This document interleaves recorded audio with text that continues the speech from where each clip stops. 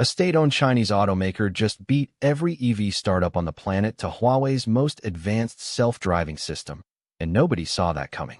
Here's the thing nobody expected. The first car in the world to run Huawei's brand new ADS 5 Pro autonomous driving stack isn't a flashy startup vehicle. It's not a NIO, it's not an AITO, it's not even a Xiaomi.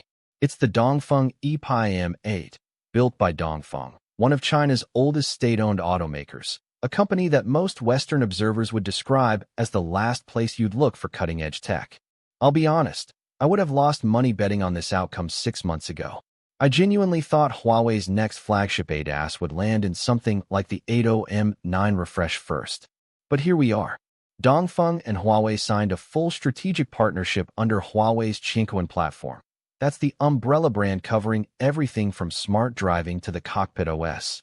And the M8 is the first vehicle born out of that deal. I'd argue this is actually a bigger story than the car itself. It signals that Huawei is aggressively expanding its automotive partnerships beyond the brands it already has, and legacy state-owned players are willing to pay for top-tier tech to stay relevant. That's a shift worth watching. Let's talk about the tech, because this is where the M8 makes its real argument. ADS 5 Pro is Huawei's latest generation of its end-to-end intelligent driving system. We don't have the full technical spec sheet yet. Huawei hasn't published a detailed breakdown in English, but based on what's been shown, this is a meaningful generational jump over ADS 2, which already impressed reviewers on the ADO M7 and M9. Think of it like the difference between a driver assistance suite and something genuinely approaching hands-free highway and urban navigation. Now, I think comparisons to Tesla's full self-driving are fair here, and I'd argue Huawei's system has actually been more capable in dense urban Chinese conditions than FSD has been in equivalent scenarios. That's a bold claim, and I want to be careful. Independent testing in controlled conditions is still limited, but the on-road demo footage coming out of China is genuinely impressive.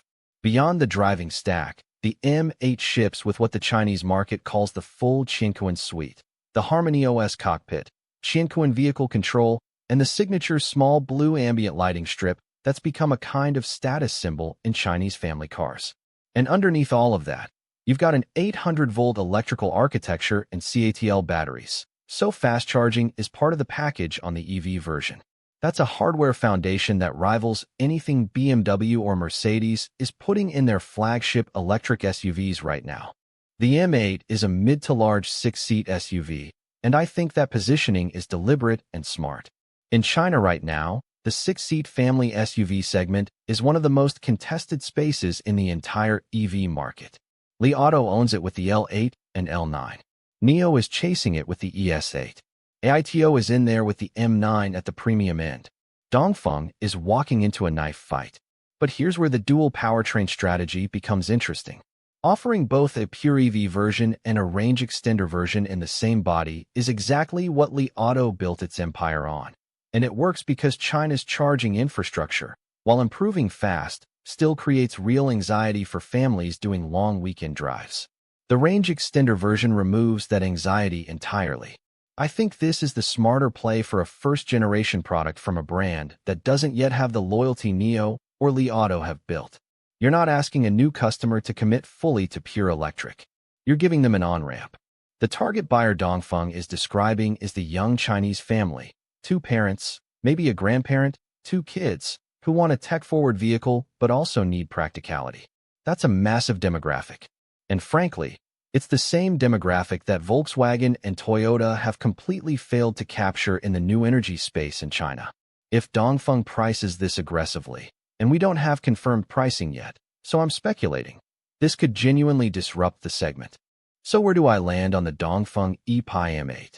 I think this is a genuinely serious product, not a PR exercise. The combination of ADS 5 Pro, 800V charging, CATL batteries, and a dual powertrain option in a 6-seat body is a strong hand. The Huawei partnership gives it instant credibility with Chinese tech-savvy buyers in a way that Dongfeng's own brand alone could never achieve. And I'd argue that being first to ADS 5 Pro is a meaningful marketing advantage. For at least the next few months, no competitor can claim that. But here's my honest uncertainty. Dongfeng Yipai as a brand is still very young and relatively unknown compared to Li Auto or NIO.